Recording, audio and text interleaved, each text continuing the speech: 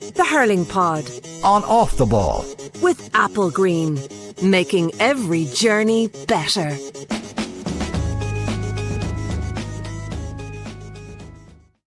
Come along, it is the Hurling Pod, and what turned out to be the penultimate weekend of the league. We just had the one game. Waterford heading back to Division 1B of the Hurling League. 117 to 1-7 up in first half injury time. It was all going pretty well with a strong wind for them. But the All-Ireland champions Tipperary, in what was a literal game of two halves, reeled them in eventually. The goals from John McGrath and Garrod O'Connor, giving the Premier a win by 4 points. It sends the Deise down. So the two teams that came up last year from 1B, Offaly and Waterford, make a swift return back to the second flight for next year ahead of the last week of games. We will look forward to the last weekend on this pod as well, where it's all in Cork and Limerick's hands when it comes to getting to the final, and it's advantage Dublin when it comes to promotion from 1B up to 1A for next year. They need to win at Carlow to join Clare in promotion.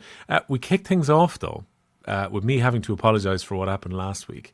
So a lot of people were in contact. Tried to reply to as many people as possible, particularly publicly replying to as many people as possible. Murphy, you got a few messages as well, didn't you? I did, yeah. Got a few people there. Sambo was on to me as one anyway. So what I've learned is that people are creatures of habit.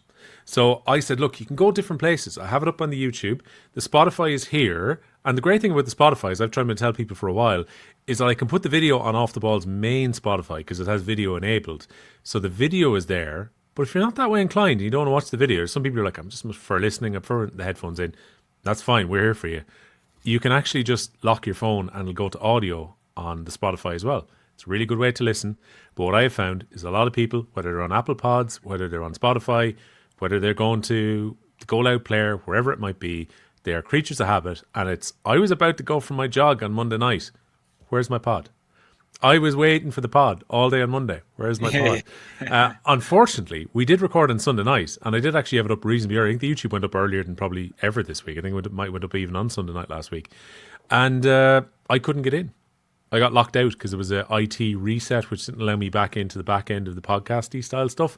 And my unusual name, which has an apostrophe in it, meant that computer said no when I tried to reset my password. It went, this email isn't valid. And they're going, I was in here yesterday putting podcasts up. How can I get back in? And I had to go through all of the bureaucracy, eventually to another office within Bauer in order to get my access back into the podcast and set up a new account. So it took me till I think about Wednesday before the podcast went up in the familiar feeds. It drove a lot of people towards the YouTube who maybe didn't go there before. I'm not sure if you enjoyed the experience of watching us, but there were an awful lot of comments last week. We'll work through a few of them a little bit later on. You see, this is the joy of Skehill not really doing social media a massive amount. I see someone trying to hawk some signed New England Patriots gear to him at the moment on Twitter, but aside from people tagging him on Twitter, Skehill gets away. What you say? You can look at it after the pod. How did I miss that? Because it's underneath a tweet that I'm involved in. That's how I see it. Oh, Jesus. Okay. He's trying to sell you some. He's trying to sell you some red hot Patriots gear. Oh, sell. Is it sell? All right. Okay. Yeah. No. It's not your gear that he's trying to sell. Gift will have to do with the word you meant there. No, sorry. He's trying to sell you some signed Tom Brady shirts. Authenticity is in question. Okay, never mind. I know. Yeah, it has the certificate though at the bottom. Oh, and a number and all that type of stuff. I know this could suck you in. There's a helmet as well. This is where I get weak, lads. Honestly, I know. This is where a new father who's probably spent quite a bit across Mother's Day is now going to stupidly buy a helmet for quite a lot of money. It's this kind of stuff, Will, and in-calf heifers. That's where I'm weak for. That's what I can't stop myself from buying. Well, Murph and I were feeling all the pelters, and because you're not joining Instagram, it just means that you don't have to turn around and be like, "Where's the pod? Where's the pod? Is, right, the truth is, even if I was on Instagram, you two guys are nice. You're nice people, right? Which means you'd entertain everyone. I will just tell everyone to fuck off, not my problem. So with respect, obviously. You know, so I think can you say that respectfully? Can you tell them to fuck off respectfully? Leave me alone. I think you would have probably sent them my way. You'd have been like, "That's Will's problem. He's the guy who uploads the stuff." I think most people would go your way anyway. I don't think they really. I think they did, in fairness. But there was a lot of messages. I was surprised by even texts, WhatsApps. People who I had no idea even have my number were going, "Where's your pod? What's happening?" Yeah. So it's a good sign. It's a really good sign. I don't know if it was on the back of last week. The Limerick Cork war is ongoing. We might talk about Tom Ryan's comments a little bit later on. He was shooting. Andy Comerford was really shooting. He was giving both barrels. Yeah. I didn't think, with no disrespect to, I think it's called the KC Tires Show on Radio Kilkenny, that we would be turning around. TC Tires. Sorry, TC Tires, just to give them their full credit for their sponsorship of that show on Kilkenny Community Radio. We'll be making national headlines based on the fact that Andy Comerford was like, basically he did a full Brian Clough on it. You can take your medals, you can take your All-Stars, put them in the bin. And all the coaches need to go. There's 35 points they've conceded against Galway, Murph. They all need to go. Yeah. I woke up on... What day was that? That must have been on Monday. So maybe Tuesday I woke up. Or could have been Monday. I can't remember. Liam Kelly O'Rourke. Lads will know him from Kilkenny, obviously. But he sent it on to me and just sent me the link. And I was like, is Andy Comerford after saying something about me? Or why is he sending me on the link for this like specific podcast? Or interview, should I say. But he went for it all right. But there was a lot of... There was a lot of chat about it this week in Kilkenny. Like some lads were very amused by it, obviously. Like actually, look, he just aired his thoughts on it as well. What I actually found, and it's the same with this podcast, when I was listening to it, the AI generated subtitles were absolutely fantastic because it wasn't able to keep up. He was gone. And I don't know whether if you speak faster or obviously maybe not pronouncing certain words, it wasn't having any of it. So and maybe that happens with us. I'm not sure, but it does struggle a little bit. Now the only thing is the AI is really good at picking out the chapters. Once upon a time, this is the tricky part where I had to go back and do the chapters, particularly for the video. Now I just kind of let AI do it, and I go back and do it. And they'll say the lads analyse puck-out strategies, an update on what's happened in their lives. These type of things. I'm like, that's fine, absolutely fine. Let's just stick this down here. For anyone who missed it, by the way, what has been called in many quarters a no holds barred interview.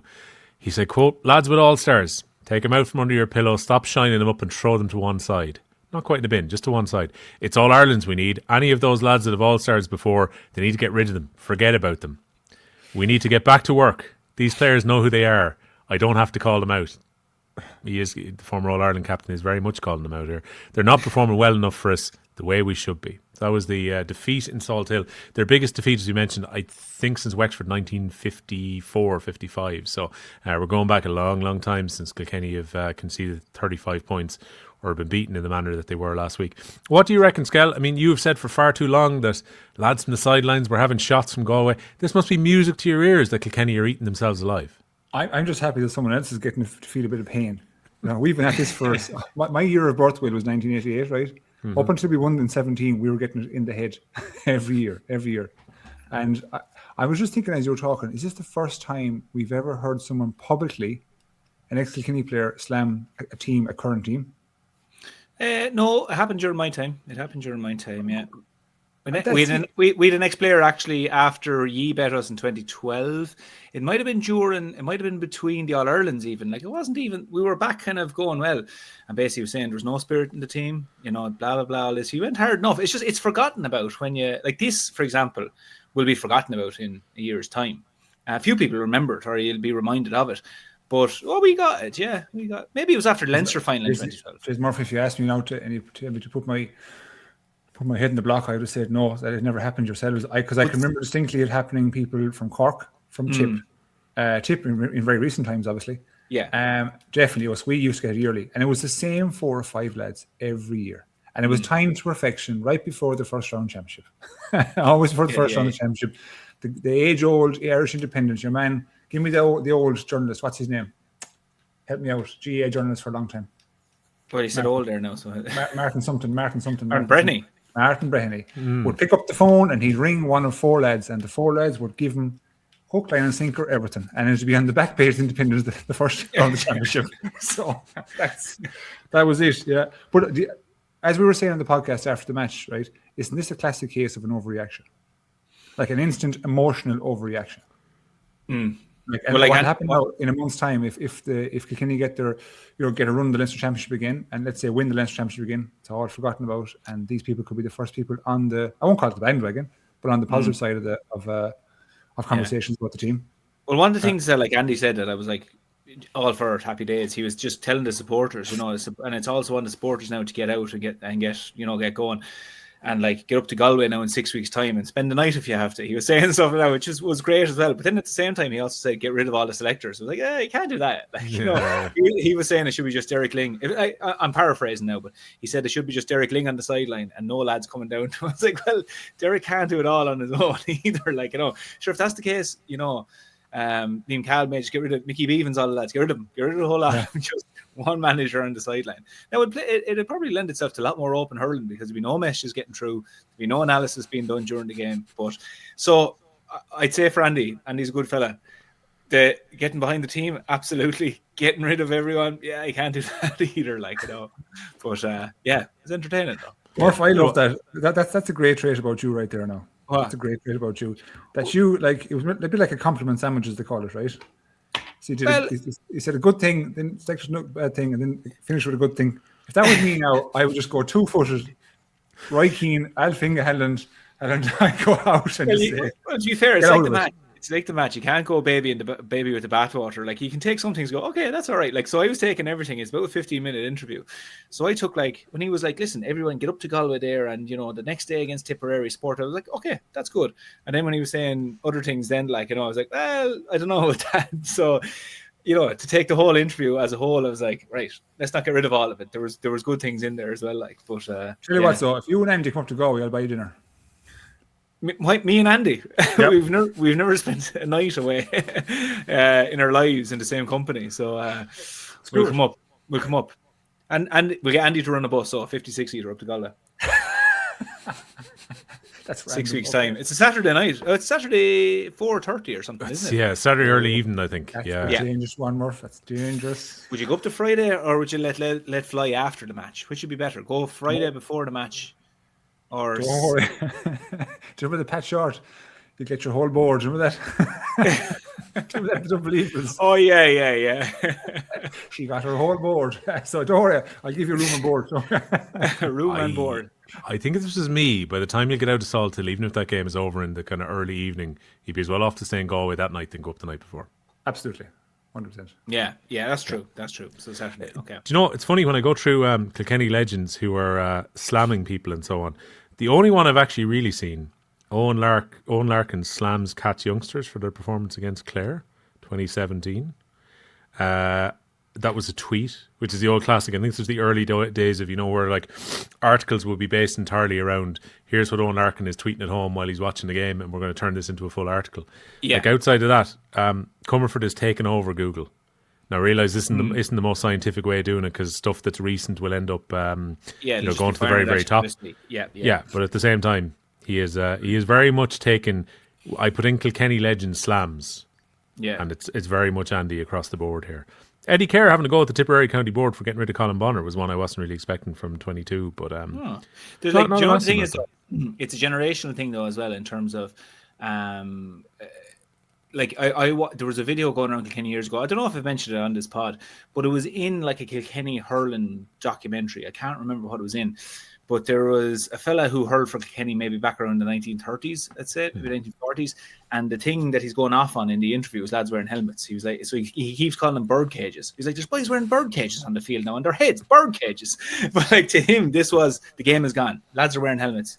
You know, forget the whole thing. The game should be about lads not wearing helmets, getting slaps in the head. I was like, sure, you can't agree with that, like, you know, but he was just different generation, like, and this idea of face guards and helmets was, you know, so like, and then now it's lads think you're mad if you did, or if you didn't wear a helmet, you know, so a lot of this has to be, you have to look at it through the lens of when was this lad hurling as well, you know, and Andy Comerford did great, so his day captain as well, like he's been there and done it. You know, lad's entitled to his opinion as well. It's amazing things go full circle. 100 years ago then, hurling was going too soft, and now it's gone too soft again. I think is exactly how we started the podcast this year. So who knows? People are still podcasting in 100 years' time. If this is still the format to bring news to the people and all that, they will be very much talking about how the game has gone soft for some other different reason. All right, let us talk about what has happened today, which is the one game we had this weekend. It was refixed, of course, and again, our sympathies to the Kiley family. And I was listening to Liam Cowell speaking afterwards. He had gone down to the funeral in Waterford this week, and he was speaking about how well Mikey Kiley played when he came on today after burying his dad on Monday as well. And very, very nice comments from Liam, who of course would have worked with Waterford during his time as manager there as well. The Hurling Pod is brought to you by, on Off the Ball here is brought to you by Applegreen, helping you relax, recharge and enjoy the journey ahead. They're the sponsors of the Hurling Pod this season too. We'll talk maybe about Belfast a little bit later as well. I nearly forgot about that. April 9th we'll be going to the hall in Belfast, and tickets are on sale now, but all that detail to come a little bit later. What happened at the weekend? Waterford going down. As I mentioned, Skehill, they looked in a good position. You know, Murphy texted into the group and he was absolutely right that those posts in Walsh Park were swinging with the wind in the first half, and it looked like you were going to need a big lead coming up to half time. Yeah. It looks like they were going to get a big lead. They were 10 points up. I know it got cut back to 2 just before half time, but the scores evaporated a bit for Waterford in the second half, didn't they? They did, and again, I hate to be tough on a team to say, because look, everyone can be an analyst after the game. It's very hard being in the game. But I thought Waterford, they got to a really good start, and I just think coming out of the game, I was asking, what suits Waterford best? Is it like a short game? Is it a long game? Is it a mix of both? I don't think the short game suits them well, to be honest. I don't think the playing through the lines, they have the clientele for it. I don't mean that the bad way now, but like for a short game, you need 3 things. You need like superior movement, you need skill, and you need pace. And there just seems to be lacking a bit of that in every line, let's say from the half-back line through the half-forward line. That's why a direct game for me suits them better. Whereas when Tipperary had the ball in the second half themselves, or first half themselves, they just seem to be able to move a bit better. So from the puck out to the middle third, into the inside line. And so, now don't get me wrong, not everything was plain sailing for them in the first 10 minutes. They weren't exactly shooting the lights out, but they grounded out. And in Tipperary style, I think it was Waterford, you said, were 10 points up. I think it was 10 points with 35 minutes gone, and they clawed 2 points back. Yeah, it was basically going in stoppage time. I remember looking at the clock. It was 1:17 to 1:07 at the time. Yeah, and at that time, in fairness, Waterford had shot 1:15 from play, and Tip was 1:16. But those 2 points like epitomise what Tip are about to say.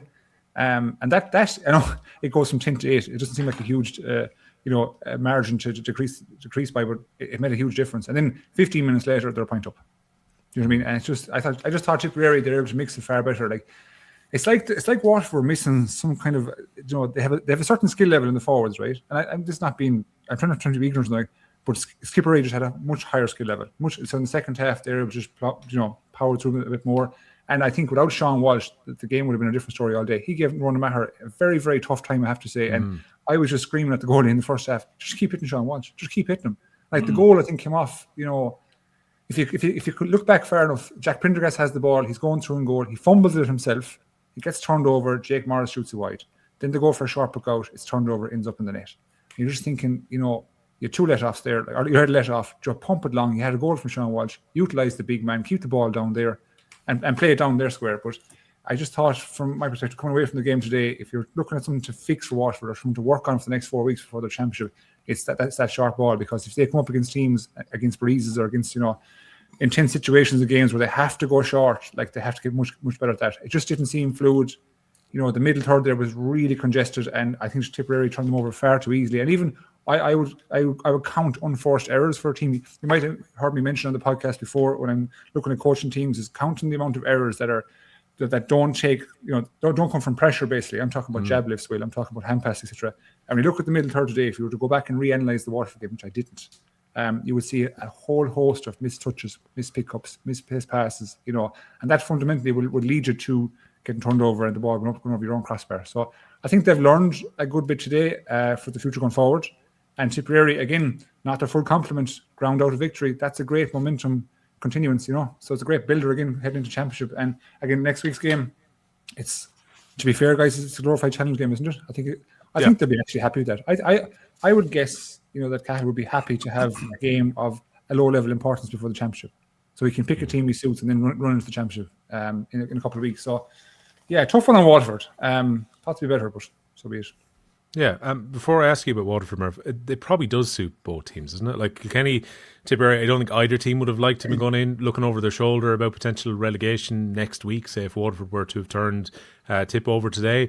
Liam Cahill said after the game on Off the Ball, you can see the full video, we have it up on the Off the Ball socials now from after the game. He basically said, look, now the way he looks is there's a 4-week window for them to get ready for Munster. Level they're at today is not going to do. They need to get the team entirely in place before then, but he's looking at this as almost like a mini pre-season, and they play Kilkenny as part of this now. Like maybe next Saturday it's a lot more comfortable for both teams not to be thinking about relegation when they play that game. It's a free hit now.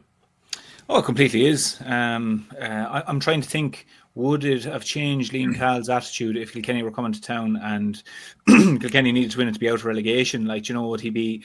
I don't think it would. He'd want to bury them, wouldn't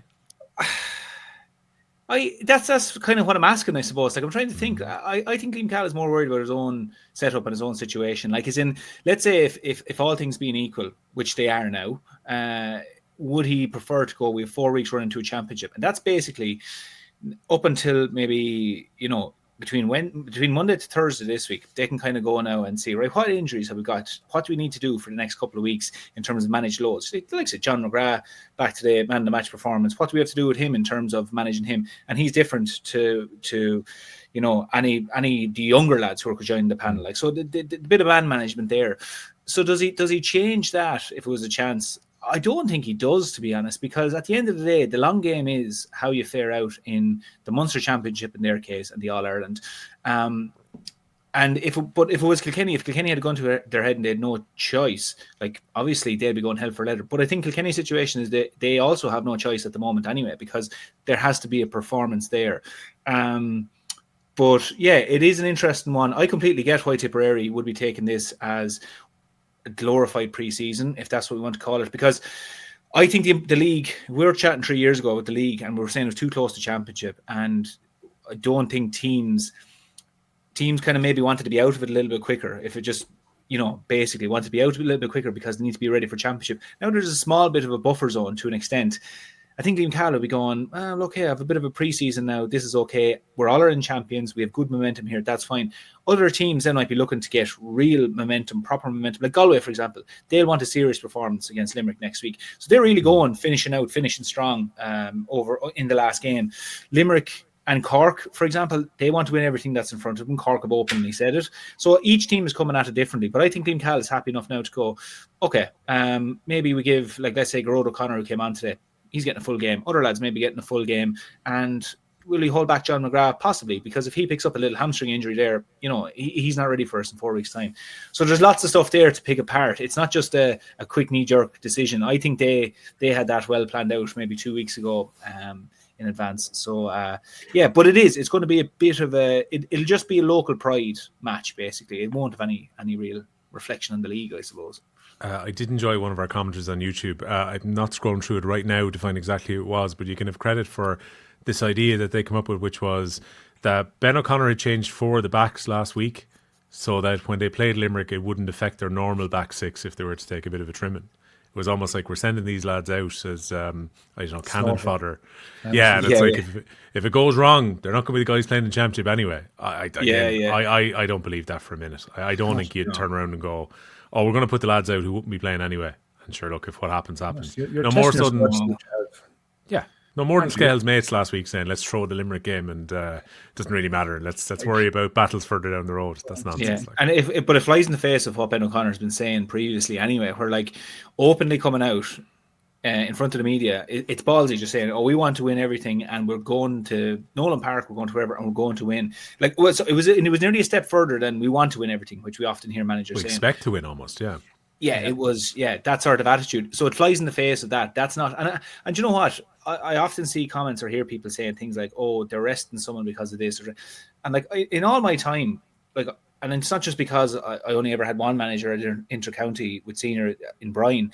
I just know that other managers they just don't do it. They don't do that thing where it's like, actually, you know what we do? Keep these 4 lads away, because if they get roasted at the weekend, well, why are you playing them if there's a potential that they're going to get roasted? Like, why are you playing these boys in championship if you're terrified they're going to get roasted? So that's not something that comes into it. And then, like, oftentimes you might see other people say as well, I actually think I saw a comment somewhere where Reece Shelley wasn't playing one of the games, and someone was saying, oh, they weren't playing Reece Shelley, so a team couldn't get a reading on him. It's like, but they've played Reece Shelley several times. So, like, you just look at another game to get rid. So I think oftentimes people read into it and they think managements do a certain thing. But really, the priority is very simple. Like, priority is momentum, really good performances, and trying to see as many players as you can. Outside of that, like, there's not many other reasons for selecting the teams. Oh, yeah. Like, I mean, if you're deciding, right, we're not going to play Reece Shelley because we don't want to give them, say, an insight into his puck outs or something, as if there's not a ton of video footage of everybody at the moment if you're doing analysis. So if one of the Hogans goes in goal for that game, it doesn't make you remember full time, let's say, what the greatest hurler of all time, when he mentioned in RT after that particular game? He's the one that mentioned that, say, I wonder was Cahill taking Shelley out so they couldn't get a read this puck out. It's just come from the goalie. Well, did Henry say that? Yeah, it comes from the outfielder. I when I hear this kind of stuff, it makes me laugh, because again, the focus is on the fact that Shelley wasn't playing. But I know I'm going back on the past ground. The outfield players dictate where the balls go, not the goalie. The goalie's only reaction to what the outfield players give him. So this crack of getting a read on Shelley, he strikes the ball on his left side. That's it. That's it. There's no read. He stands static and he hits an opportunity that's given to an outfield player. That's it. Yeah. So those kind of comments are just, again, they're like overly emotionally, diving too much into something that's actually not there. Yeah. I did wonder about that because I haven't seen goalkeepers a few times when you. It doesn't happen as much now, but once upon a time journalists were able to get in and watch training sessions once upon a time, and I used to watch like puck out drills and stuff. I remember watching Brendan Cummins was doing training on one of them, and essentially the two goalkeepers were doing exactly the same drill. So it was almost like, here's the rotation of the players, here's where we're going to move everybody, and it's just a case of they're both trying to hit the same spots. Now I appreciate somebody could be a really accurate puck out goalkeeper, like we talk how good Nicky Quaid is at putting the ball in the sixpence and all that type of stuff, but like with the exception of maybe the accuracy scale, I presume you don't turn around and go, well, Barry Hogan pucks the ball out slightly differently to the way that Rhys Shelley does. I presume Tipperary have a puck out strategy and they basically adapt to that. Oh, completely. Yeah. So the strategy is number one, and the goalies will conform to that, not the other way around. So this isn't like a quarterback in NFL whereby the quarterback is dictating which side the receiver's on. Like a left-handed quarterback is not in the NFL for reasons I don't know. But whereas in goalie terms, if you take Hogan and Shelley, both very, very high-performing, highly capable goalkeepers, they're depending on the outfield players to do the work for them, essentially. And like if you look at Nicky Quaid, how many times have we seen those puck outs where Hegarty and Morrissey are in the middle of the pitch and they sprint out to the wing and the ball just lands there? Like that run, the hard work is done by the two outfielders, having to cover the 50 yards to get there. Nicky just puts the ball where they're going to be. He's not putting the ball where they are, he's putting the ball where they're going to be. He's hitting green grass. So his life is made much easier. But in fairness to him, he's the one that times it too. And it's the one thing I will say about a goalie is, if they hit the ball too soon, the whole move is fucked up. So if he's holding the ball and holding it, he's basically telling the players out the field, it's not good enough what you're doing, guys. Change the direction, change the run. And then when something releases, off he goes, That's it. That's really it. We're like, I think in terms of, I would say who has more influence on the game. I would say goalkeeper 10%, outfield players 90%. Okay. Without that, you're screwed. Simple as that. Yeah, it was interesting. Our old buddy Seamus Flanagan, who's in a lot of media now at the moment in his retirement as well, was on with the guys in Off the Ball Breakfast, and he was talking about the fact that we was asked about Peter Casey and what Casey does and the drifting he does on the inside, and we put all this attention onto what Galland does, but sometimes maybe you forget what Casey is doing. And he was saying that even when he played on that inside line with them, oftentimes Flanagan was saying that he would make a run fully knowing that he's not going to get the ball. But the whole idea was he was to drag somebody out of position, which would allow a runner then to have space or for a pass to be put into a certain point. And he was also making the point, which is very similar to something Skehill had said last week. It struck me when he was saying it, that sometimes what will happen is Casey will decide to come out, and then you have a decision to make if you're a cornerback, whether you're going to follow him or not.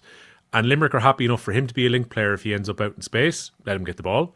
And if it's a case of he's just dragging someone around and he's making runs all day, and that means there's space for someone else to drift into the space that he's left, they're more than happy for that as well. So again, similarly, that reminded me with the puck outs. There's probably, I'd say, Skehill, when you're pucking that ball out, there's lads who run routes and they know full well the ball is never going to come to them, but they have to make those runs to make sure it works. And you hear most coaches nowadays, they'll be using the terminology like selfless runs. Like you might make 10 runs. And I often look at midfielders and centre forwards in particular. They could make 10 runs heading for the 21 and never get the ball. But they're lung busting runs that are there on support on the off chance they get the ball. And the same with the inside line. I think the inside line have to be some of the fittest, most agile and most clever players you have in your pitch, because they have to be able to see two things. Number one, when the ball is about to be delivered, I have to head towards space. And number two, think a move or two ahead. So they're looking at their players inside. I've often seen in full forward lines with clever players, they're assessing their own. Let's say you've got a corner forward, Peter Casey. He's looking at the likes of Flanagan and Galland, looking at their movement. And if they're in a better situation than him, he will get out of there. Do you know what I mean? He's able to assess that in real time. There's no greed on his behalf, if you like. He's moving out of there because he sees Seamus Flanagan is potentially in a better space, hitting a better angle that will result in probably a better opportunity for score Casey's empties out. That's kind of clever play for your forward line inside, and I think they've just been masters at it. And I'm not trying to get on the Limerick train here now, but I'm just saying in terms of top level movement, you need look no further than the Limerick full forward line over the last 7 years. They've just I suppose graduated to a point where anybody can hop into that line and be a facilitator. And it's very, very hard to mark. I was going to ask the question of Murph. Let's say, Murph, your position, Murph, like it was always, cornerback, right? And like some managers and coaches would nearly have conniptions if A, you got brought out of your cornerback line or full back line into the half back line, but B, if you were even switched to the side of the pitch. So what happens now? Forward units are so adaptable that like they can play, an 11 nowadays can play at 14, 15. So if you were, let's say, at number 2, right? And next thing nowadays you're at number 2, and next thing you're dragged over to number 7, or back out to 8. Would back in the day, would Cody allow that? Would he tell you to go follow? If you were doing a man marking job, let's say, take off there, and I just find it hard to imagine like taking yesterday's hurling. What I mean by I'm talking 10 years ago, right? Into today's game, would you have a situation whereby JJ is different now, but Jackie could end up centre back, JJ could be cornerback, and he'd be happy to leave the formation that way. There was like I heard mine first All Ireland left half back. So the first half I heard right corner back, and then left half back. I think I was marking John O'Brien for a bit. Remember Pa Burke came on then, and I just found myself out left half back, and it was just a kind of a case where really it was at that time Noel Hickey was full back, and if anybody else had to move position, that's fine. And if you got a chance, then maybe like Tommy and Jackie. If Tommy won an All-Star cornerback, so it was fine. If Jackie was wing back, that's fine. There were some days where like when the second time I mentioned the Leinster final of 2012 tonight, but when he kept rotating on us in 2012. The natural thing they went to after that was like just go with your man. I think that's what it was, and I think we kind of just went with our men one of the days because it's simplified. Like if there's chaos in the back line, the easiest thing to get rid of some of that chaos is just go with a man. And realistically, everybody should be capable of covering ground. Like covering ground is the issue there. Like so. Years ago they used to say a fella couldn't drift out a full back line, he wouldn't have the legs for the half back line or something. But now everybody can run everywhere. Like you look at the cornerbacks, look at Mikey Breen, for example, cornerback Tipperary. That fella can hurl in the half forward line, so there's no issue. But we would have naturally, we would have just went with our players then on some days. Like I remember, actually the 2012 semi-final against Tipperary. So we were only after getting. Or was that quarter final? No, it was semi-final, We were only getting beaten by Ye. So we went out that day and we all went with our men. And it worked, And I think we did something similar against Ye in the final and maybe in the first game. We at least kind of picked men. But no, it was something, although it's a problem, not a problem, but it's a problem for opposition teams now, whereby there's so much switching going on. And it's way more advanced now. That's the thing. Like before it was a case where a lad could be 15, but I go out around centre forward if you want. Now it's when we go back to what Will was talking about there with Seamus Flanagan making decoy runs and dummy runs. There's those things going on now, different levels. Because back then, let's say we would have assessed you as a back six and said if we let you stay in your positions, right, you'll dominate lads. Because you'll be comfortable in your positions. Whereas if you start moving lads around the place, you might get somewhat not even uncomfortable, but just somewhat distracted. An opportunity might arise elsewhere. That was the basis. That was the nucleus of the. The idea was to move you out because you were so strong in your set positions. And I remember Brendan Cummins saying to me before in the puck father, he said, he was pucking the ball shorter in one of the games, one of the Ireland's versus he was landing it kind of in front of the half-forward line as opposed to down top of them because he said, I just got sick of seeing the red helmet going up and picking it down. So he said, we just changed tactic to get you out of your strength and kind of landed it maybe 5 or 6 yards in front. So, and what you're saying, it's correct. That kind of initiation of movement has evolved to a point now whereby, third level academics, lecturers like the likes of Paul Knurk are developing these tactical sessions, designed towards creating runs and creating confusion. And I think the best, exhibition of confusion I've ever seen, and I refer to all the time, is that Limerick and Cork Ireland final in 20. You can remind me. 2021. 21, sorry. It catches me every time of the year, right? that year was that first half was the best exhibition of movement I've ever seen from a team. And I think that they rattled 2 or 3 goals in the first half and Cork were finished. That was the graduation of probably 2 or 3 years training. You know what I mean? And that's what I meant about that was Knurk coaching, right? So in real time, you'll often have, let's say, managers will be shouting on the sideline, and all they're doing, they're trying to put in notes and change things, but Limerick, it's just they're coached. They know how to react themselves. You know what I mean? And those runs are exactly that. Those runs you might see them over and over again. But how do you stop them? How do you defend them? They're so fucking hard. I remember seeing something about he was doing a lecture before. He said there's 11 different types of run you can do from the half forward line. So he's coaching his guys for 11 different directions. And like what he drew one of them on the graph, and it's the one where, let's say, a wing forward gets it, and then the other wing forward wraps around heading to his own goal. So if let's say, Tom Morrissey gets the ball, let's say, and he gives it to Hegarty, Hegarty's heading back to his own goal.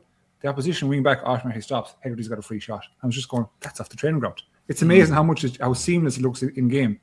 So it's graduated to a different level, Murph, like different level, and it's so. I'd say it must be very difficult to be a back nowadays, trying to monitor that and play the game at the same time. Yeah, well, it's different, like, because, I mean, I see a lot of backs at the moment, like, go back 15, 20 years ago, and it was a 50-50 ball landed down into your position. So even if you're moved out of position, you were generally competing with a 50-50 ball. And, like, even to this day, what I say, if I was giving advice to any forwards playing on any backs, what a full back line want is they want to stay in their position and they want to compete for a 50-50. Like, a 50-50 to a full back line it's like a Christmas present. Whereas 50-50 for a forward, you'll often hear lads going, oh, put the ball here, put the ball there. And I'd be saying to some forwards I'd be playing with, it's like, lads, if you had the attitude of your man playing corner back, you'd win loads of balls, because he's delighted to see a 50-50 coming, when a lot of the time he has to fight for a 30-70, let's say, on his side. So if you keep it back in a position, they're happy. That's what they want. So anything that makes it back move around, move out of position, get comfortable, get tired. And then, okay, the next layer that's added on is really good possession that's coming in. But what we see at the moment, and again, we just use Limerick as the example because they kind of evolved the game over the last 5-8 years, let's say. Their starts at corner back line. So you have lads, particularly Barry Nash, who's able to run up the field. Why is he run up the field? He's run the field to give an option, and the balls are popping off the shoulder. And what happens then is the half back lines start drifting out, midfield start drifting out, because they're trying to stop this wave of Limerick players coming forward. Suddenly now there's space created in the full forward line. And what happens then for the opposition backs is they're then facing the end result, which is either open space with Aaron Gillan or Peter Casey or Seamus Flanagan or whoever, Bull O'Brien. That's what they face, and they are the end result. And they're in the very unfortunate situations where they're facing pace and speed in open space. It's crazy stuff. So the thing is, and that's why it's such a big challenge for teams, is where do they attack? And I know we've kind of completely gone off Tipperary and Waterford here now, using the example, but their problem is, do you stop them up high or do you stop them in deep? So for backs now, compared to when I was playing, it's a very different game. It's extreme. I nearly say it's completely different. So, but you could pull and drag all day. That's why when some lads try and apply kind of old styles to the modern game, it sometimes doesn't click. Like there is things to transfer over, like work rate and tackling and all that, but you can't. You can't really apply what was going on in 2010 to 2026. But do you think? I think the skills of the game, let's say, so the foundation of the game back in the 80s, 90s, and 2000s, right, was based upon skill. 100%, absolutely. Then it graduated into it got higher level then in terms of S&C, power, running. Then athleticism came into it heavily. But now it's gone into the place where it's just the tactics. If you have your tactics incorrect, you're screwed. You can have all the skill and you can have all the work rate. In fairness, you can, right? But if you don't have your tactical makeup and how you're going to attack a team down to a T, you're screwed. You're absolutely screwed. Yeah. You are. Like, that's the truth of it, though. You just are.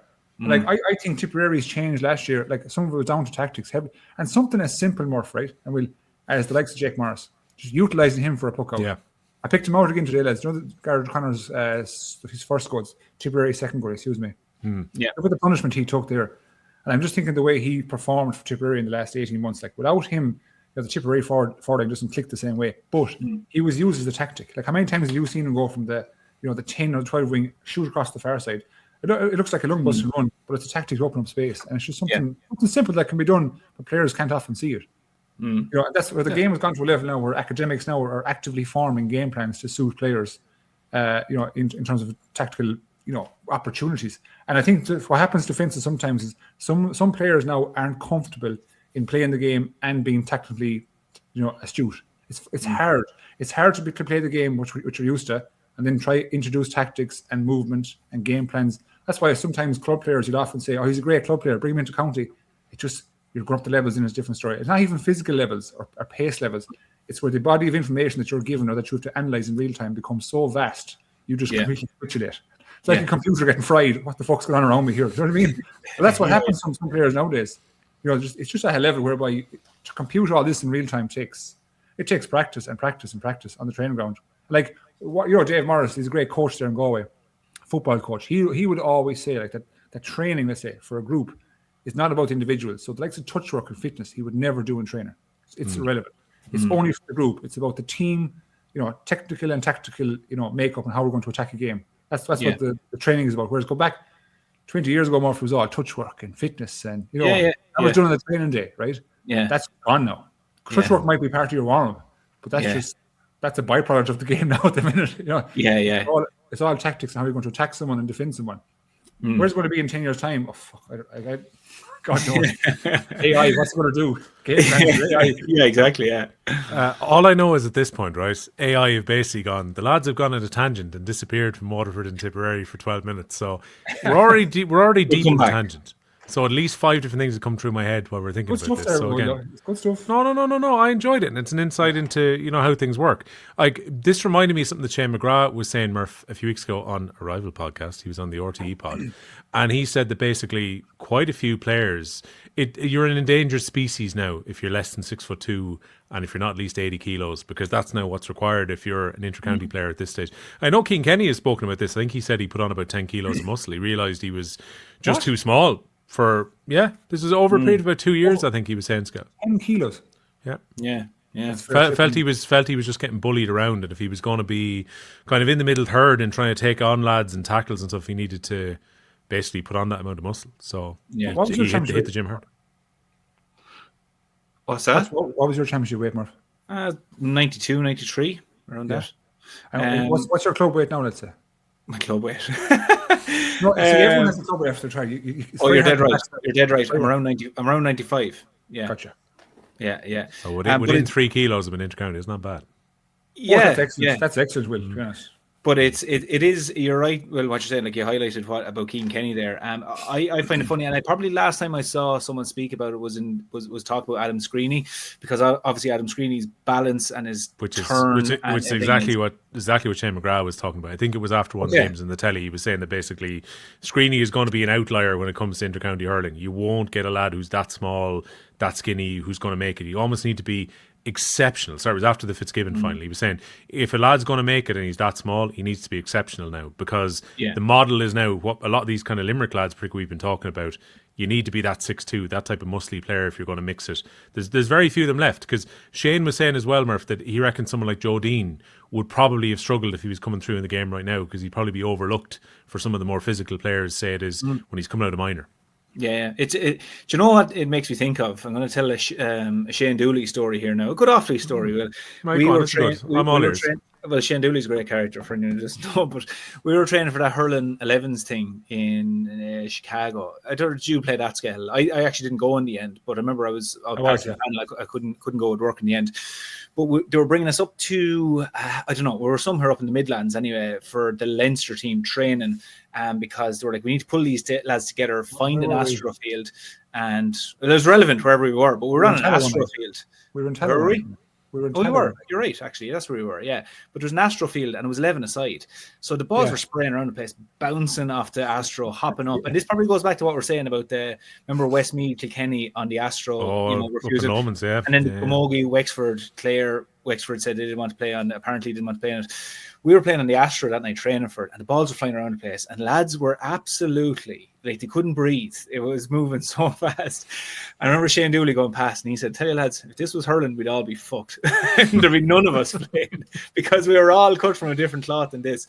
I know what Shane McGrath was saying there. Like, I get what he's saying, and in the main, he's correct. Like, if you have size, and you have muscle on you, it will go in your favor. But I like some of the things, right? If you read a generic book based on sports science, you'll see books that will say, for example, the higher percentage of players. And the reason I say this is because I don't like hearing young lads seeing this and thinking, well, if I'm 5'11", I can't go and be an inter-county player. If I'm born in December, I can't go and be an inter-county player, because there's this thing of like January's great, February, great, March, don't have a baby at the end of the year because they won't really make it.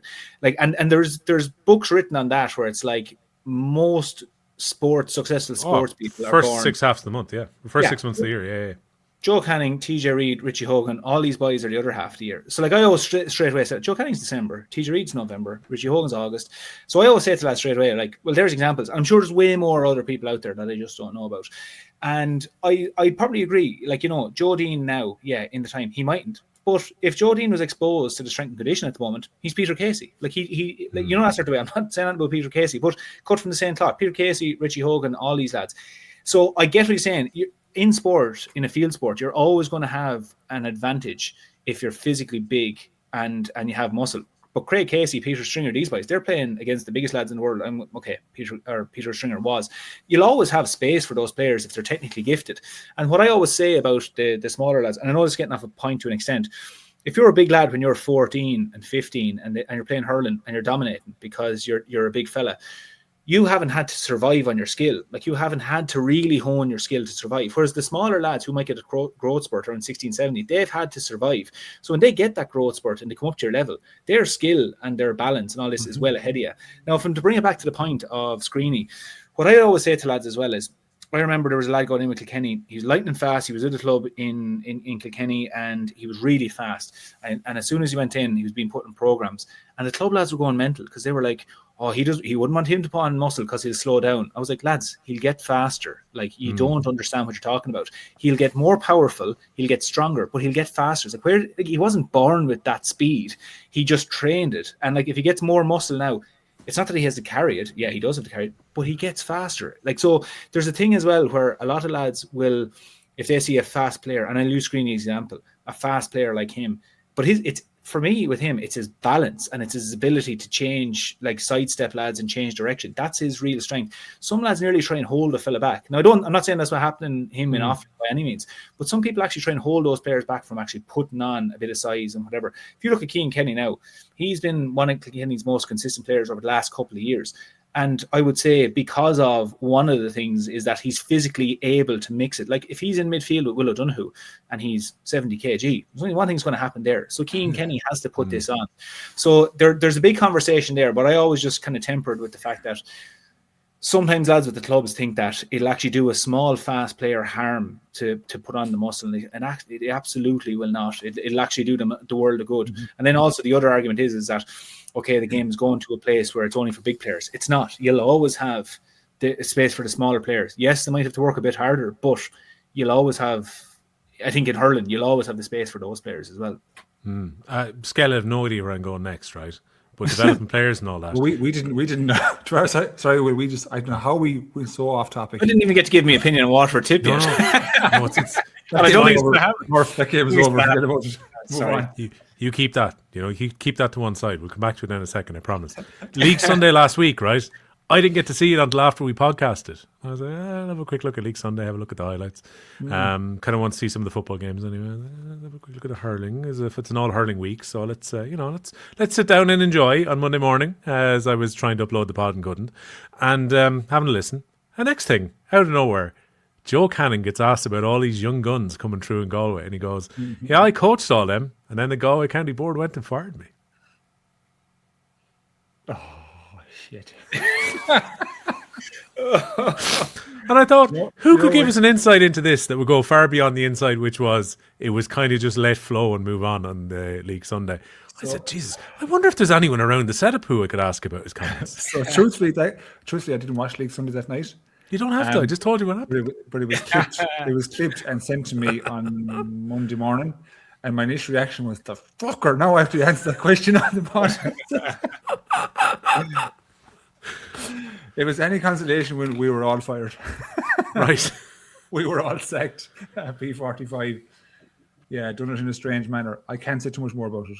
Was it brutality in terms of how it was done? Because like he was kind of laughing it off, because obviously it was this kind of idea of, well, I've coached these lads and now look at them on the senior panel and they're class. But yeah, you got rid of me. Like, was it a fairly brutal sacking after last year? You have to understand, like Joe, like whether he likes me saying it or not, I don't care. Like, but he's very black or white, extremely black or white. So he'll give you black and he expects black back. Do you know what I mean? So when he doesn't get that back and it's kind of skewed, multicolored, that's where the respect level will drop. And I'd be very much in the same line as that. So I think we gave black or white in one direction and we didn't get back. Okay. Yeah, we got smoke screens and we got multicolor and we got different avenues and bullshit basically. And ultimately, it was just all leading towards a second. So that was it. So was the expectation for you guys as a management team after last year that you'd be given another year with them? That was the term, the deal. Yeah, I think as far as we're now, I'm open to clarify the specifics here. I'd have to ask the top man himself, Fergal, but I thought it was a 3-year deal. Yeah, it was 2 years with a third option and a 3-year deal, and we were keen to go back because we know, let's say, the level of player that's in that team at the moment. Albeit we did get beaten in the minor final by Clare with this coming team, That team contains Rabbit and Nyland and those guys, really good players. Like plus more players. There's more guys to come. I made a statement before that minor final, Will, where I'd be disappointed if I didn't see 10 of that panel feature for the seniors at some stage. Right. But I still stand by it. Regardless of what result happens this year in the 20s championship, there's a like 10 or 12 players that are like, yeah, that's the next generation of Galway seniors for the next decade. So that's why we're keen to go back. Yeah, because I think the mitigating factor, right, if you were to sit down with the county board at some point, you would say, well, Aaron Nyland is the star player in this team, and his hamstring was gone last year, which didn't help. It's a short championship, and you're not going to get a player back to full fitness. So you're without the star player, which makes a massive difference, even if this is a very talented group. And like, it wasn't like he had a terrible year last year either. No, it was good, like in the sense that we achieved what we wanted to achieve in the group stage. And then Dublin beat us. They beat us fair and square. Absolutely fair and square in the Leinster semi-final. Dublin 20s were really good last year. They were good, yeah. And I think, again, I probably would have stated this last year, the year previous, like whatever it is about some fractions of Galway, right? They have a low-level opinion of Dublin, hurling, right? Which comes from a place of misguided. Is it kind of a traditional dismissiveness, maybe? That's like, it's only and like I honestly put it down to zones of Galway, Will. Like I put it down to areas of Galway that would happen. That wouldn't happen over here. That's a fact. Not an ocean, because we've been beaten by Dublin too many times for not to be pre-warned. Like I would, if you're going to battle versus Dublin and Kilkenny, I would hold them on equal standards. Not from a history perspective, but the challenge you're facing in real time. You know what I mean? We have to apply as much effort to beat Dublin and Kilkenny, or vice versa, to get over the line here. And I just think some fractions would say they don't respect Dublin enough, which is kind of, it's strange to me. I don't know, does it come from the club game? Does it come from the history of Dublin? Going back in the 90s and 80s, even further back. I'm not too sure where it comes from, Will, to be fair. But I think in recent years, particularly from, let's say, the start of the 10s, 11, 12 of that time, that's gone. That day is gone. Yeah. Dublin have grown now into a county that can produce numerous young players. If you go back a decade, let's say, in our time, when we were underage, or even more, more than a decade, 20 years now at this stage, Dublin weren't strong underage. And they only began to get strong in 07, really, as an under-21 team. But they've been growing ever since. So I think that's why when we got beaten by Dublin, it was viewed as crazy disappointment, like utterly disgraceful when you think of the players we have at our disposal. So but no one ever thinks of what went into the players, let's say, in terms of access to your senior players. You didn't have it, which is a tough one in itself, because that's why I made note of to Murph last week. The under-20s championship, or 21 rather, was always at the end of the senior championship in years previous, whereas now it's during, and it's in the mix of schools. And now with the schools, with so many 6 years, students nowadays in school are 19 years of age. That was never happened nowadays. We were always 17 and gone, or 18 max, out of secondary school, whereas nowadays they're 19, mixed with freshers. Just a lot. And then, come here, that's not just Galway, that's every under-20s county team that deals with all that. So I presume, like Micheál was looking at quite a few of the players last year, wasn't he? Like, it was a massive panel that he took on at the start. And he had to do it, because he had to see what was in front of him. Like, you have to bear in mind that he was gone to Dublin for a couple of years, let's say, so he mightn't have had, not saying he did, he mightn't have had his finger on the pulse in terms of the youth hurling, in Galway. So he had to see what's in front of him and bring them in and test them and trial them, and then keep whatever he wanted to build for the year after, which is what we see at the moment. Like, he kept 5 or 6 last year, I can't remember rightly. And, of those 5 or 6, we see, Killian Traers is playing, Jason Rabbit is playing, Aaron Nyland is playing, Rory Burke is playing. See what I mean? So Darren Neary is playing. Very important. And that's ultimately the main team in the county is the senior team. So whatever you have to do to get that team up and challenging consistently, do it. That's what I would say. It was a fairly offhand comment from Canning, but something that did kind of go through my mind when he measured. said it was... No, come here. Like, you think he's like, I know I'm on the telly right now and I'm going to make this comment. That lad, look at, he is so measured, that lad. He laughed and smiled. He did the same thing to me, the devil. He did the same thing to me. Who bet Galway? Jesus, who bet Galway? Waterford bet Galway, Will, in 2021, right? And I was asked, let's say, would there be changes? I thought, I think there'll be a couple of retirements, And so he came on the following morning and name checked me on off the ball breakfast and said, I was trying to retire. I was like, you fucker. Well, that was and I do recall he retired then at a media event later that day, and then eventually went back to off the wall and went, sorry lads, I probably should have told you, but I was heading off to announce it just an hour later. Well, that day, man, I got lambasted with hate on Twitter. I mean, I'm not joking. Hate, like. The fuck do you use all this kind of shit? I was like, that bastard will ever hang on me now. Oh, Jesus. Yeah. Anyways, Is it the end of the road for Canning though, potentially managing McGalway, or is he going to hold a grudge over this? he won't hold a grudge. In terms of Galway, I don't know what his plans are. Last time I was chatting about his plans, like he's Limerick based, as you know. Like house bought, family are there. So would he ever come back to home as in Galway? I can't see it. Just me reading between the lines of the minute. That's no information from himself. In terms of management, I have no idea. I would have always seen him as a good, like he'd be a deadly underage coach. I'm talking about. I'm talking about, let's say, 14. I always thought he'd be deadly at that kind of group because he's very extremely technically minded. You know what I mean? He'd be teaching lads things that I wouldn't think of, to be honest, in terms of the game. Let's say the skill of the game. Or even the run side of things. I wouldn't have a clue how to coach the stuff he coaches in terms of that kind of stuff. And it's like sometimes it can be very high level. And even like Johnny Sexton gave a talk there at the 20s this year's in 25, and he was excellent. And like he was on the same plane as Kenny in terms of his respective sports. And even he said it was like that. The way he would coach kids now, let's say some kids might struggle to understand because he's so high level, so high level that they see the game in just a way different manner, speed, light. Do you know what I mean? So that's why I think the younger you get into those kids and teach them, the better it is going forward. If that makes sense. Basically, what you're saying to me is we're going to see him in a Limerick tracksuit at some point, training the next generation of Limerick players. By fuck, you better not. You better not. They have enough help already, I think. We'll talk about Tom Ryan, I think, in a members pod, and some of his comments in his Daily Mail article from during the week as well. I thought it was going to be a really quiet hurling week as well, with just one game. And you go, not a lot going to happen. Andy Comerford, Tom Ryan. We talked about Waterford for 7 minutes. And the good thing is there's only 2 NFL references, and like I've no doubt somebody in the comments is going to go, this all needs to be timestamped so I can skip past the Galway chat and I can skip past the Kilkenny chat and all this type of stuff. I think just roll with it on a week where there was only one game, and we can ask Murph now literally about his thoughts on Waterford Tipperary, but just accept that a podcast is going to go in different directions and you don't expect it to go that way. Yeah, that's pretty much it. It's not like we talked about the Super Bowl for 10 minutes. I think that was the issue a lot of people had with kind of podcast 1 or 2, which again was just sensitive to the time. And we were talking about you guys having kids coming through to the house and so on. Some people love that. The amount of people who message me and go, geez, I love to hear about what Skehill bought the wife on Mother's Day and all that type of stuff. I love that content. Much more so than hearing about puck-out strategies and all that.